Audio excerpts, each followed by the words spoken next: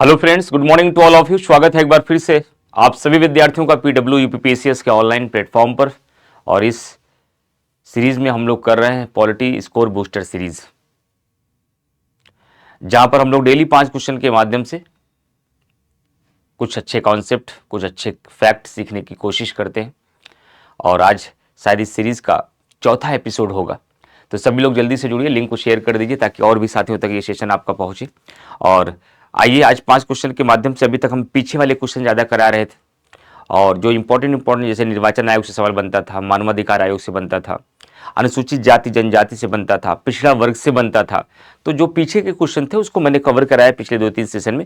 लेकिन सवाल उनको भी कवर करते रहना जहाँ जहाँ से सवाल आते हैं। ऐसा ना हो किसी एक सेगमेंट पर हम लोग टिके रह जाए और सेगमेंट के सवाल हमारे गड़बड़ हो जाएं। तो हर सेगमेंट के सवाल को टच करना है और जो इंपॉर्टेंट कॉन्सेप्ट है और फैक्ट है उसको क्लियर भी करना है। तो आइए चलिए चलते हैं, शुरू करते हैं और देखते हैं कि आज के सेशन में हम लोगों ने क्या प्रश्न लिया है। आज के सेशन में पहला क्वेश्चन लिया है, यहां से भी बच्चों से गलतियां बहुत होती हैं कि निम्नलिखित में से कौन सी भारतीय संविधान की एकात्मक विशेषता है। Which of the following are unitary features of the Indian constitution? Single citizenship, single constitution, unified judiciary, division of power between the union and the state and emergency provisions. Select the correct answer using the code given below. यानी कि एकल नागरिकता, एकल संविधान, एकीकृत न्यायपालिका, संघ और राज्य की बीच शक्तियों का विभाजन और आपातकालीन प्रावधान, इसमें से कौन सी एकात्मक विशेषता है भारतीय संविधान की? जैसा कि आपको पता है फ्रेंड्स, भारत एक संघात्मक देश तो है। भारत एक संघात्मक देश है। भारत एक संघात्मक देश है, यानी कि India is a federal country. Bharat एक संघात्मक देश है, लेकिन भारत को अर्धसंघी भी कहा जाता है। भारत को एकात्मक भी कह दिया जाता है। भारत को सहकारी संघवाद की भी संज्ञा दी जाती है। सवाल उठता है कि सर ऐसा क्या है कि जब भारत एक संघात्मक देश के रूप में, फिर उसे अर्धसंघी क्यों कहते हैं, फिर उसे एकात्मक क्यों कह दिया जाता है, फिर उसे सहकारी संघवाद की संज्ञा क्यों दी जाती है? अभी आपका समीक्षा अधिकारी 27 जुलाई वाले पेपर में सवाल भी पूछा गया था कि निम्नलिखित में से किसके द्वारा भारत को एक अर्धसंघी देश कहा गया है? तो केसी वियर के द्वारा कहा गया था। यह सवाल भी पूछा गया था, स्टेटमेंट भी एग्जाम में आया था। तो सवाल उठता तो इसका मतलब कुछ ना कुछ ऐसी बातें होंगी। बातें यही है कि भारतीय संविधान के भीतर जहां एक तरफ संघात्मक व्यवस्था के लक्षण विद्यमान हैं, वहीं दूसरी तरफ भारतीय संविधान के भीतर एकात्मक व्यवस्था के भी लक्षण विद्यमान हैं। एकात्मक व्यवस्था के भी लक्षण विद्यमान हैं, उसको भी समझना होगा। अब एकात्मक व्यवस्था के कौन कौन से लक्षण हैं जो भारतीय संविधान में दिखाई देते हैं, उसको जरा ध्यान से देखिएगा। एकात्मक व्यवस्था का सबसे पहला लक्षण आपको दिखाई देता है कि यहाँ भारत में कैसा संविधान है? भारत में एकल संविधान है। कैसा है? भारत में एकल संविधान है। एकल संविधान से तात्पर्य क्या हुआ? एक ही संविधान है जो केंद्र और राज्य दोनों का प्रावधान करता है। अमेरिका की तरह यहाँ केंद्र एवं राज्य का अलग अलग संविधान नहीं है। भारत का एक ही संविधान है जिसका शीर्षक भारत का संविधान है, जिसकी चर्चा भारतीय संविधान के आर्टिकल 393 में की गई। कभी सवाल आ जाएगा तो इसको करके आइएगा। कभी सवाल पूछ लिया जाए कि भारतीय संविधान का शीर्षक क्या है, भारत का संविधान, ये बात कहां लिखी गई है? भारतीय संविधान के आर्टिकल 393 में लिखी गई है। और भारत में एक ही संविधान है जो केंद्र और राज्य दोनों के लिए प्रावधान करता है। इसके अलावा भारत में एकल नागरिकता का प्रावधान किया गया है। एकल नागरिकता का प्रावधान किया गया है, ये भी भारतीय संविधान का एकात्मक लक्षण है। इतना ही नहीं, भारत के अंतर्गत एकल नागरिकता के साथ साथ ध्यान रखिएगा, एकल न्यायपालिका का भी प्रावधान किया गया है। सिंगल जुडिशरी है यहाँ पर। एकल न्यायपालिका का मतलब क्या होता है समझ नहीं पाते हम। एकल न्यायपालिका से तात्पर्य यह हुआ कि भारत में न्यायिक शक्तियों का वितरण केंद्र एवं राज्य के मध्य नहीं किया गया है। भारत एक संघात्मक देश है, इसलिए भारत में प्रशासनिक और विधायी शक्तियों का बंटवारा केंद्र एवं राज्य के मध्य दिखाई देता है। हम 7th शेड्यूल पढ़ते हैं जहां केंद्र एवं राज्य के मध्य शक्तियों के बारे में बताया गया है, जहां 3 प्रकार की लिस्ट दी गई है, जहां यह बताया गया है कि संघ सूची के विषय पर संसद कानून बनाएगी, राज्य सूची के विषय पर राज्य विधानमंडल बनाएगी। लेकिन भारत में न्यायिक शक्ति का बंटवारा केंद्र एवं राज्य के मध्य नहीं किया गया है। इसलिए भारत में दोहरी न्यायपालिका नहीं, बल्कि भारत में एकल न्यायपालिका है।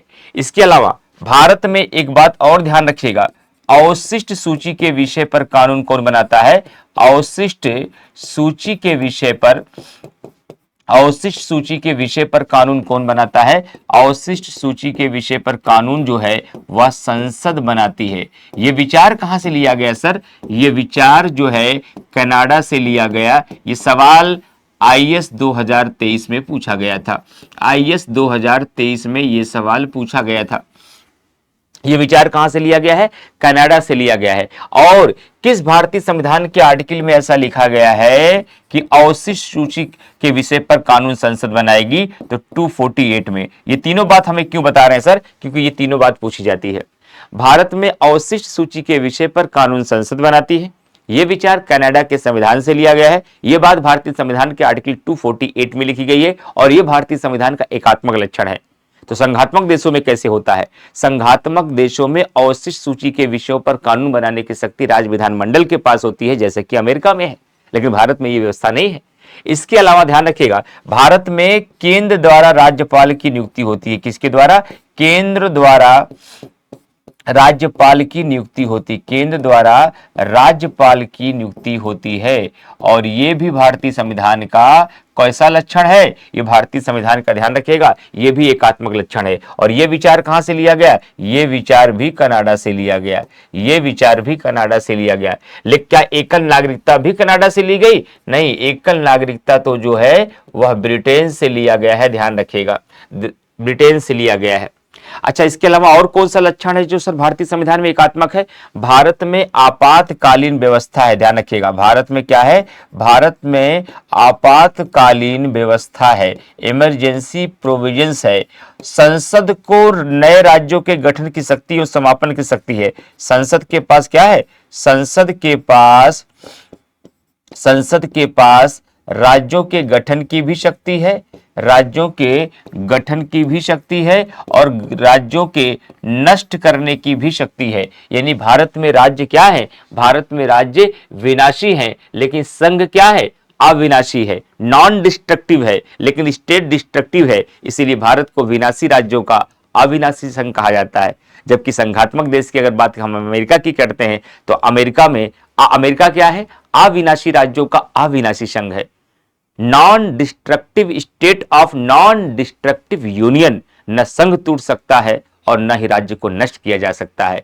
भारत में संघ नहीं टूट सकता है। भारत में union is non destructive but state is destructive. Bharat में राज्य जो हैं वह विनाशी हैं, लेकिन संघ विनाशी नहीं है। इसलिए भारत को विनाशी राज्यों का अविनाशी संघ कहा जाता है और अमेरिका को अविनाशी राज्यों का अविनाशी संघ कहते हैं। राइट? और ये सब भारतीय संविधान के क्या है? एकात्मक लक्षण है। अच्छा सर, ये जब भारत एक संघात्मक देश के रूप में स्थापित ही हो रहा था, जब इंडिया एक संघात्मक देश के रूप में सर स्थापित, ये बात मुझे परेशान करती है सर कि जब भारत एक संघात्मक देश के रूप में स्थापित हो रहा था, अंबेडकर जैसे व्यक्ति भी ये कहते हैं India is a federal country. Bharat को एक संघात्मक देश के रूप में ही स्थापित किया गया है, यद्यपि भारतीय संविधान में एकात्मक लक्षण विद्यमान है। तो ये दाग लगाया क्यों गया? एकात्मक लक्षणों को क्यों शामिल कर लिया गया? मैं तो कक्षा में कई बार मजाक में बच्चों से कहता हूं, क्योंकि ये दाग अच्छे थे, ये दाग अच्छे थे इसलिए दाग लगाए गए। क्यों? क्योंकि भारत के लिए सबसे बड़ा खतरा क्या था? देश की एकता और अखंडता को बचाना, बहुलवादी संस्कृति का संरक्षण करना, एक मजबूत केंद्र की स्थापना करना, राष्ट्र की भावना का विकास करना। और ये सब करने के लिए जो जो जरूरतें पड़ी वो सब संविधान निर्माताओं ने भारतीय संविधान में शामिल किया, इस बात की परवाह किए बगैर कि हमारी संघात्मक व्यवस्था पर ये चोट पहुंचाएंगे, हमारी संघात्मक व्यवस्था पर ये दाग लगाएंगे। लोगों ने ज्ञान दिया ये संघात्मक व्यवस्था को आघात पहुंचाएंगे, कहा ले ये दाग अच्छे हैं। और वैसे भी अंबेडकर जी कहते हैं भारतीय संविधान को संघात्मक संविधान के तंग ढांचे में नहीं ढाला गया है। यानी कि हम संरचना में संघात्मक जरूर हैं, लेकिन भावना में देश की परिस्थिति के अनुसार देश की एकता और अखंडता को मजबूत करने के लिए, एक मजबूत केंद्र की स्थापना के लिए, लोगों में राष्ट्र की भावना के लिए, क्षेत्रीकरण की प्रवृत्ति को कमजोर करने के लिए हम एकात्मक लक्षण को भी भारतीय संविधान में शामिल करेंगे। और ये सब भारतीय संविधान का क्या है? एकात्मक लक्षण है। क्वेश्चन क्या पूछा गया है कि निम्नलिखित में से कौन सी भारतीय संविधान की एकात्मक विशेषताएं हैं? एकल नागरिकता बिल्कुल है, एकल संविधान बिल्कुल है, एकीकृत न्यायपालिका बिल्कुल है, आपातकालीन व्यवस्था बिल्कुल है, संघ एवं राज्यों की भी शक्तियों का बंटवारा ये नहीं है। ये संघात्मक व्यवस्था का लक्षण है, ये संघात्मक व्यवस्था का लक्षण है, ये ध्यान रखिएगा, ये संघात्मक व्यवस्था का लक्षण है, ये ध्यान रखिएगा। तो चौथा कट गया, बाकी सब सही हो गया। तो ये भी नहीं होगा, ये भी नहीं होगा, ये भी नहीं होगा, तो राइट आंसर आपका सी हो जाएगा। ठीक है भाई, चलिए आगे बढ़ते हैं, अगला सवाल देखते हैं, क्वेश्चन नंबर सेकंड।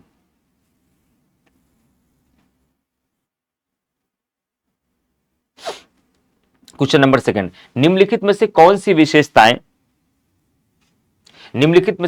विशेषताएं ब्रिटिश संविधान से भारत के संविधान से ली गई हैं? Which of the following features were adopted from the British Constitution into the Indian Constitution? Rule of law, law making process, independence of the judiciary, parliamentary system. Select the correct answer using the code given below. यानी आपको यहां पर बताना है कि निम्नलिखित में से कौन सी विशेषताएं ब्रिटिश संविधान से भारत के संविधान से ली गई हैं। तो जाहिर सी बात है, भारतीय संविधान पर विश्व भर के देशों का प्रभाव था, तो ब्रिटेन का भी प्रभाव था, और वैसे भी ब्रिटेन का प्रभाव तो खूब था, ब्रिटेन का प्रभाव भारतीय संविधान पर बिल्कुल था। अब हमें जान लेना चाहिए कि ब्रिटेन से कौन कौन से विचार सर लिए गए हैं। अगर ब्रिटेन की बात किया जाए तो फिर ध्यान रखिएगा, ब्रिटेन से सबसे पहले मैंने अभी बता दिया आपको कि एकल नागरिकता का विचार लिया गया है। कौन सा विचार लिया गया है?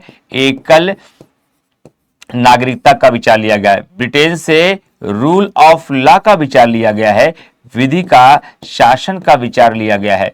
अरे ब्रिटेन से ही ध्यान रखिएगा विधायी प्रक्रिया का विचार लिया गया है। कौन सा? विधायी प्रक्रिया का विचार भी यहीं से लिया गया है।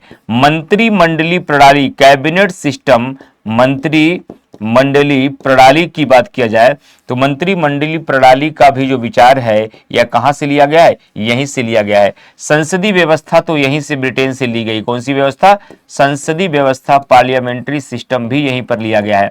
और इसके अलावा ध्यान रखिएगा संसदीय विशेषाधिकार भी यहीं से लिया गया है। संसदीय विशेषाधिकार भी यहीं से लिया गया है ब्रिटेन से, और इसी ब्रिटेन से ही परमाधिकार लेख भी लिया गया है। परमाधिकार लेख जो रिट जारी करने की आप देखते हैं, 5 प्रकार की रिटें जो जारी की जाती हैं, ये भी ब्रिटेन से लिया गया है। सर्वाधिक मतों के आधार पर जीत का जो प्रावधान था कि सर्वाधिक मतों के आधार पर जीत की जो बात होती है कि कोई भी उम्मीदवार जो सर्वाधिक मत पाएगा वो विजेता माना जाएगा, यानी first past the post system पद्धति जो हम लोग पढ़ते हैं चुनावी प्रक्रिया में, ये विचार भी सब वहां से लिए गए हैं। तो एकल नागरिकता, विधि का शासन, विधायी प्रक्रिया, मंत्रिमंडलीय प्रणाली, संसदीय व्यवस्था, संसदीय विशेषाधिकार और सर्वाधिक मतों के आधार पर जीत, परमाधिकार लेख, ये सब कहां से लिया गया है? ये सारे विचार ब्रिटेन से लिए गए। कहां से लिए गए हैं? ब्रिटेन से लिए गए। क्वेश्चन क्या है कि विधि का शासन लिया गया है? यस। विधि निर्माण प्रक्रिया, विधायी प्रक्रिया तो है। न्यायपालिका की स्वतंत्रता, ना, संसदीय व्यवस्था है। न्यायपालिका की स्वतंत्रता जो है ये अमेरिका से ली गई। कहां से ली गया है? ये अमेरिका से। भारत में एक स्वतंत्र और निष्पक्ष न्यायपालिका होगा, यह विचार कहां से लिया गया? अमेरिका से लिया गया। भारत में एक स्वतंत्र और निष्पक्ष न्यायपालिका होगा, यह विचार अमेरिका से लिया गया है। और न्यायपालिका की स्वतंत्रता और निष्पक्षता भारतीय संविधान का मूल ढांचा भी है। यानी कि विधायिका न तो ऐसा कोई कानून बना सकती है जो हमारे न्यायपालिका की स्वतंत्रता को बाधित करे। अगर विधायिका के द्वारा ऐसा कोई कानून बनाया जाता है तो न्यायपालिका के पास ये पावर है, ऐसे वह किसी भी कानूनों को या ऐसे किसी भी संशोधनों को वह रौंद सकती है, रद्द कर सकती है, क्योंकि न्यायपालिका की स्वतंत्रता और निष्पक्षता भारतीय संविधान का मूल ढांचा है, यानी कि बेसिक स्ट्रक्चर घोषित कर दिया जा चुका है। इसका मतलब इसके पहला सही है, दूसरा सही है, चौथा सही है, तीसरा गलत है। 1, 2, 4 जहां पर होगा वही राइट आंसर होगा। राइट आंसर बी हो जाएगा। अगला क्वेश्चन देखिएगा। क्रोनोलॉजी से कई बार बहुत सारे क्वेश्चन बनते हैं कि which of the following statement is correct? Dr. Sachidanand Sinha was the temporary president of the Constituent Assembly as its first meeting. At its first meeting, the Constituent Assembly adopted and enacted the Constitution of India on November 26, 1949. India became a sovereign democratic republic on January 26, 1950. All of the above. यानी कि बताना है क्या doctor सच्चिदानंद सिन्हा संविधान सभा की पहली बैठक में इसके अस्थायी अध्यक्ष बने? क्या संविधान सभा ने 26 नवंबर 1949 को भारत के संविधान को अपनाया और अधिनियमित किया? क्या 26 जनवरी 1950 को भारत एक संप्रभु लोकतंत्रात्मक गणराज्य बना? तो फ्रेंड ध्यान रखिएगा, अब यहां संविधान सभा की पहली बैठक आ गई है। अब यहां पर संविधान सभा की पहली बैठक आ गई है। अगर संविधान सभा की पहली बैठक की बात किया जाए, संविधान सभा की पहली बैठक की बात किया जाए तो ध्यान रखिएगा, संविधान सभा की पहली बैठक की अगर बात करते हैं तो ये किस दिन हुआ था? 9 दिसंबर 1946 को हुआ था। सबसे पहली बात याद रखिएगा, 9 दिसंबर 1946 को संविधान सभा की पहली बैठक हुई थी। दूसरी बात मैं आपको जानकारी के लिए बता दूं, इस दिन सच्चिदानंद सिन्हा को क्या बनाया गया? इस दिन सच्चिदानंद सिन्हा को अस्थायी अध्यक्ष बनाया गया। क्या बनाया गया? अस्थायी अध्यक्ष बनाया गया था। सर अस्थायी अध्यक्ष क्यों बनाया गया? क्योंकि ये सबसे वरिष्ठ मेंबर थे। क्या? सबसे वरिष्ठ सदस्य थे और वरिष्ठता के आधार पर ही इनको क्या बनाया गया? अस्थायी अध्यक्ष बनाया गया। इसी दिन ध्यान रखिएगा, पहली बैठक में केवल 211 सदस्य उपस्थित हुए थे। ध्यान रखिएगा, 211 सदस्य उपस्थित हुए थे, जबकि संविधान सभा के लिए चुनाव 389 मेंबर का हुआ था। बावजूद उसके जब पहली बैठक संविधान सभा की हो रही थी, केवल 211 मेंबर ही शामिल हुए थे। अलग अलग किताबों में अलग अलग डेटा देता है, कहीं 208, कहीं 209, कहीं 210, कहीं 207, कहीं 211, लेकिन सबसे प्रमाणिक आंकड़ा यही है कि संविधान सभा की पहली बैठक में 211 मेंबर बैठे हुए थे, आए थे। सर केवल 211 क्यों आए? भारत का संविधान का पहला बैठक हो रहा है, इतने लंबे अरसे के बाद संविधान की मांग होते होते संविधान सभा का गठन हुआ, चुनाव हुआ, परिणाम आ गया, अब संविधान निर्माण की प्रक्रिया में पहली बैठक हो रही है। कितना उल्लास का समय है, और ऐसे उल्लास के समय आखिरकार 211 मेंबर ही क्यों आए? रीजन क्या था? क्योंकि संविधान सभा की जब पहली बैठक हो रही थी तो देशी रियासत यानी कि प्रिंसली स्टेट, देशी रियासत और मुस्लिम लीग ने इसका बहिष्कार किया था। मुस्लिम लीग ने इसका क्या किया था? मुस्लिम लीग ने इसका बहिष्कार किया था। ध्यान रखिएगा, देशी रियासत और मुस्लिम लीग ने इसका क्या किया था? बहिष्कार किया था। सर मुस्लिम लीग ने क्यों बहिष्कार किया था? क्योंकि मुस्लिम लीग अलग से संविधान सभा चाहती थी, वो विभाजन का मन बना चुकी थी। चलिए समझ में आ रहा है। लेकिन देशी रियासत ने क्यों बहिष्कार कर दिया था? क्योंकि देशी रियासतों के लिए क्लेमेंट एटली की घोषणा के अनुसार 3 विकल्प खुले थे। यदि देशी रियासत चाहते तो भारत में शामिल हो जाते, अगर वो चाहते तो पाकिस्तान चले जाते, अगर वो चाहते तो स्वतंत्र अस्तित्व बनाए रखते जैसे कि अंग्रेजों के समय थे। और संविधान सभा की जब पहली बैठक हो रही थी तो देशी रियासतों ने अपने भाग्य के बारे में निर्णय नहीं लिया था, हमें क्या करना है, इसलिए वो संविधान सभा की पहली बैठक में शामिल नहीं हो पाए। और देशी रियासतों की संख्या 93 थी, मुस्लिम लीग की संख्या 73 थी, और ये बड़े 2 आंकड़े थे जिसकी वजह से संविधान सभा की पहली बैठक में केवल 211 सदस्य उपस्थित हुए। और इसी दिन संविधान सभा की पहली बैठक में ध्यान रखिएगा, फ्रैंक एंथोनी को, किसको? फ्रैंक एंथोनी को क्या बनाया गया? फ्रैंक एंथोनी को संविधान सभा का अस्थायी उपाध्यक्ष बनाया गया था। अस्थायी उपाध्यक्ष इनको बनाया गया। किसके द्वारा सर बनाया गया? ये अस्थायी उपाध्यक्ष इनको ध्यान रखिएगा, इनको सच्चिदानंद सिन्हा द्वारा बनाया गया। किसके द्वारा? सच्चिदानंद सिन्हा के द्वारा बनाया गया। और ये सारे क्वेश्चन आपके एग्जामिनेशन में पूछे जाते हैं संविधान सभा की पहली बैठक को लेकर के, कि पहली बैठक कब हुई है और उस दिन क्या क्या काम हुआ। तो 9 दिसंबर 1946 को पहली बैठक हुई, सच्चिदानंद सिन्हा को अस्थायी अध्यक्ष बनाया गया। वरिष्ठ सदस्य होने के नाते 211 सदस्य उपस्थित हुए थे। देशी रियासत और मुस्लिम लीग ने इसका बहिष्कार किया था और फ्रैंक एंथोनी को अस्थायी उपाध्यक्ष बनाया था सच्चिदानंद सिन्हा की। कमाल की बात बताएं, एक मजे की बात और भी है। जब संविधान सभा की पहली बैठक हो रही थी और मुस्लिम लीग ने इसका बहिष्कार किया था तो ब्रिटेन के पूर्व प्रधानमंत्री विंस्टन चर्चिल कहते हैं कि भारत में एक ऐसे विवाह का आयोजन हो रहा है जिसकी दुल्हन ही गायब है। ऐसा कटाक्ष किया गया था ब्रिटेन के पूर्व प्रधानमंत्री विंस्टन चर्चिल के द्वारा। राइट। अब दूसरा स्टेटमेंट था कि संविधान का अधिनियमित होना और भारत को एक गणतंत्रात्मक राज्य बनना। तो ध्यान रखिएगा, 26 नवंबर 1949 के संबंध में कई सारे वर्ड ध्यान रखना है। 26 नवंबर 1949 को क्या क्या हुआ ध्यान रखिएगा। इस दिन भारतीय संविधान जो है बनकर तैयार हो गया। इस दिन भारतीय संविधान जो है बनकर तैयार हो गया। इसी दिन भारतीय संविधान क्या कर लिया गया? अंगीकृत, अधिनियमित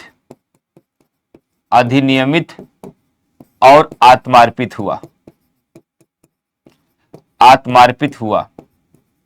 कई बार कहा जाता है भारतीय संविधान कब नामित हुआ? भारतीय संविधान कब आंशिक रूप से लागू हुआ? कब आंशिक रूप से लागू हुआ? तो चाहे जो सवाल पूछा जाए जवाब यही है। 26 नवंबर 1949 भारतीय संविधान कब बनकर तैयार हुआ? भारतीय संविधान कब अंगीकृत हुआ? भारतीय संविधान कब अधिनियमित हुआ? भारतीय संविधान कब आत्मार्पित हुआ? भारतीय संविधान कब नामित हुआ? भारतीय संविधान आंशिक रूप से कब लागू हुआ? तो 26 नवंबर 1949 को ही भारतीय संविधान आंशिक रूप से लागू हो गया था। इन सारे प्रश्नों का एक ही जवाब है 26 नवंबर 1949, राइट। और आपको जानकारी के लिए बता दें 26 नवंबर 1949 को 16 अनुच्छेदों को लागू किया गया था। कितना? 16 अनुच्छेदों को लागू कर दिया गया था, जबकि पूर्ण रूपेण भारतीय संविधान 26 जनवरी 1950 को लागू हुआ। और सर अगर क्या ये भी बता सकते हैं आप हमको, क्या बता सकते हैं कि 16 अनुच्छेद कौन कौन से थे जो ये लागू कर दिए गए थे? बिल्कुल 16 अनुच्छेदों की अगर बात किया जाए, इसमें कौन कौन से अनुच्छेद आते हैं? अनुच्छेद 5, 6, 7, 8, 9, 60, 324, 366, 367, 379, 380, 388, 391, 392, 393 और 394। ये इतने आर्टिकल थे जो आपको कब लागू कर दिए गए थे? 26 नवंबर 1949 को ही लागू किए गए। बाकी भारतीय संविधान पूर्ण रूपेण जो लागू हुआ वह कब लागू हुआ? वह 26 जनवरी 1950 को लागू हुआ। तो 26 जनवरी 1950 को क्या क्या हुआ? 26 जनवरी 1950 को क्या क्या हुआ? तो 26 जनवरी 1950 को भारतीय संविधान जो है वह पूर्ण रूपेण से लागू हुआ, वह पूरी तरीके से लागू हुआ। इसी दिन भारतीय संविधान जो है आविर्भाव हुआ। ये शब्द पूछे जाते हैं, यूपीपीसीएस में पूछा गया है। इसी दिन भारतीय संविधान प्रवृत्त हुआ। इसी दिन भारतीय संविधान का क्रियान्वयन किया गया। ठीक, ये सारे शब्द पूछे जाते हैं। पूर्ण रूपेण लागू होना, आविर्भाव होना, प्रवृत्ति में आना, क्रियान्वयन होना, ये सब 26 जनवरी 1950 को हुआ। और इसी दिन हमारे राष्ट्राध्यक्ष का काम भी प्रारंभ हो गया, यानी कि 26 जनवरी 1950 को हमने अपना स्टेट ऑफ हेड का चुनाव कर लिया। और इसी दिन भारत एक गणतंत्र राज्य के रूप में स्थापित हुआ है। गणतंत्र राज्य के रूप में इसी दिन भारत स्थापित हुआ है। तो 26 नवंबर में कौन कौन से शब्द पूछे जाते हैं? 26 जनवरी 1950 में कौन कौन से शब्द पूछे जाते हैं? दोनों मैंने स्पष्ट कर दिया, आर्टिकल स्पष्ट कर दिया, और पहली बैठक में क्या क्या महत्वपूर्ण बातें हुई ये भी स्पष्ट कर दिया। तो इसके सभी स्टेटमेंट सही हैं, पहला भी, दूसरा भी, तीसरा भी। तो राइट आंसर क्या होगा? डी, उपरोक्त सभी सही है। क्वेश्चन नंबर 4 देखिएगा। क्वेश्चन नंबर 4 क्या है? निम्नलिखित सूची 1 को सूची 2 से मिलान कीजिए कि संविधान सभा की अंतिम बैठक कब हुई थी। संविधान सभा की अंतिम बैठक कब हुई थी? तो ध्यान रखिएगा, अगर संविधान सभा के अंतिम बैठक की बात किया जाए तो अंतिम बैठक जो हुई थी वह 24 जनवरी 1950 को हुई थी। अंतिम बैठक 24 जनवरी 1950 को हुई थी। यही संविधान सभा का 12वां अधिवेशन था, ध्यान रखिएगा। और इस दिन संविधान पर 284 सदस्यों ने क्या किया था? 284 सदस्यों ने इसी दिन संविधान पर हस्ताक्षर किया था। क्या? इसी दिन संविधान पर 284 सदस्यों ने, संविधान सभा की जो अंतिम बैठक हुई थी वह 24 जनवरी 1950 को हुई थी, और वही 12वां अधिवेशन भी था। इसीलिए कहा जाता है कि संविधान सभा में अधिवेशनों की संख्या 26 नवंबर 1949 तक 11 अधिवेशन हुए थे, लेकिन जिस दिन संविधान सभा की अंतिम बैठक हो रही थी वह 12वां अधिवेशन था। वह कौन सा था? वह 12वां अधिवेशन था। और उस दिन संविधान सभा के सभी सदस्य एकत्र हुए थे संविधान की मूल प्रति पर साइन करने के लिए, और 284 सदस्यों ने इस दिन साइन किया। और सर्वप्रथम साइन करने का काम किसने किया? सर्वप्रथम किसने हस्ताक्षर किया? सर्वप्रथम इस पर हस्ताक्षर संविधान पे नेहरू जी ने किया। और सबसे अंतिम में जो हस्ताक्षर किया गया है वह डॉक्टर राजेंद्र प्रसाद द्वारा किया गया। क्या? डॉक्टर राजेंद्र प्रसाद द्वारा हस्ताक्षर किया गया। और इसी 24 जनवरी 1950 को डॉक्टर राजेंद्र प्रसाद को क्या बनाया गया? डॉक्टर राजेंद्र प्रसाद को निर्विरोध रूप से क्या निर्वाचित किया गया? भारत का प्रथम राष्ट्रपति निर्वाचित किया गया। हालांकि इनका कार्य करना प्रारंभ हुआ 26 जनवरी को, इसीलिए भारत गणतंत्र जो बना है वो 26 जनवरी को बना है, ध्यान रखिएगा। और इसी 24 जनवरी की अंतिम बैठक के दिन, ध्यान रखिएगा, राष्ट्रगान और राष्ट्रगीत को संवैधानिक मान्यता दी गई। क्या? राष्ट्रगान और राष्ट्रगीत को क्या दिया गया? राष्ट्रगान और राष्ट्रगीत को संवैधानिक मान्यता भी इसी 24 जनवरी को दी गई थी। तो संविधान सभा की अंतिम बैठक कब हुई? ये 24 जनवरी 1950 को हुई। डॉक्टर अंबेडकर के अनुसार संविधान की आत्मा क्या है? डॉक्टर अंबेडकर जी के कई सारे स्टेटमेंट हैं जो एग्जामिनेशन में पूछे जाते हैं। जैसे डॉक्टर अंबेडकर जी ने प्रस्तावना को पवित्र दस्तावेज कहा। प्रस्तावना को क्या कहा? प्रस्तावना को इन्होंने पवित्र दस्तावेज की संज्ञा दी है। क्या दिया है? पवित्र दस्तावेज की संज्ञा दी है। डॉक्टर अंबेडकर जी ने अनुच्छेद 32 को संविधान की आत्मा कहा है। अनुच्छेद 32 को क्या कहा है? इन्होंने संविधान की आत्मा कहा है। संविधान की आत्मा की संज्ञा जो है डॉक्टर अंबेडकर जी ने किसको दिया है? ये ध्यान रखिएगा, या संविधान की आत्मा अनुच्छेद 32 को कहा है। इसके अलावा ध्यान रखिएगा, राष्ट्रपति शासन को डॉक्टर अंबेडकर जी ने क्या कहा है? इसको मृत पत्र कहा है, डेड लेटर की संज्ञा दी है। वहीं सीएजी के पद को डॉक्टर अंबेडकर जी ने सबसे महत्वपूर्ण पद की संज्ञा दी है। क्या? सबसे महत्वपूर्ण पद की संज्ञा दी है, ये भी ध्यान रखिएगा, सबसे महत्वपूर्ण पद की संज्ञा दी है। ये सारे स्टेटमेंट अंबेडकर जी के इंपॉर्टेंट है। और अंबेडकर जी ने ही कहा था कि यद्यपि कि भारतीय संविधान संघात्मक है, फिर भी भारतीय संविधान के भीतर कुछ एकात्मक लक्षण शामिल किए गए हैं। अंबेडकर जी ने कहा था कि पूरे भारतीय संविधान का निर्माण करने के लिए दुनिया भर के संविधानों को छाना गया है। डॉक्टर अंबेडकर जी ने ही कहा था भारतीय संविधान को संघात्मक संविधान के तंग ढांचे में नहीं डाला गया है। तो अनुच्छेद 32 को संविधान की आत्मा किसने कहा था? डॉक्टर अंबेडकर जी ने कहा था। अनुच्छेद 32 में क्या लिखा है? संवैधानिक उपचारों का अधिकार, यानी कि ए का तो 1 होगा और बी का 4 होगा, बी का 4 होगा, 1 और 4 दिख गया। संविधान सभा की पहली बैठक जो हुई थी 9 दिसंबर 1946 को हुई थी, मैं बता चुका हूं। और संविधान का हस्तलेखन किसने किया था? भाई देखिए, संविधान की जो मूल प्रतिलिपि लिखी गई थी ना, एक बात और समझा देता हूं आप लोगों को, कि जो संविधान की जो पहली मूल प्रतिलिपि थी, ध्यान रखिएगा, संविधान की जो मूल प्रति थी वो किस भाषा में लिखी गई थी? वह अंग्रेजी भाषा में लिखी गई थी। किस भाषा में? अंग्रेजी भाषा में लिखी गई थी। और इस मूल प्रति को अंग्रेजी भाषा से क्या टाइप कराया गया था या हस्तलिखित था? ये हस्तलिखित था, इसको टाइप नहीं कराया गया था। तो किसने लिखा था इसको? किसने लिखा था? प्रेम बिहारी नारायण रायजादा ने। किसने? प्रेम बिहारी नारायण रायजादा के द्वारा लिखा गया था। क्या? प्रेम बिहारी नारायण रायजादा के द्वारा, प्रेम बिहारी नारायण रायजादा ने इसको लिखा था, ध्यान रखिएगा। प्रेम बिहारी नारायण रायजादा के द्वारा इसको लिखा गया था, इसको ध्यान रखिएगा। संविधान की मूल प्रति जो थी वो अंग्रेजी भाषा में थी। क्या इसका हिंदी अनुवाद नहीं किया गया? कराया गया, बिल्कुल कराया गया। आगे चलकर डॉक्टर राजेंद्र प्रसाद जी की अध्यक्षता में, राजेंद्र प्रसाद जी की अध्यक्षता में 1950 में इसका हिंदी अनुवाद भी कराया गया।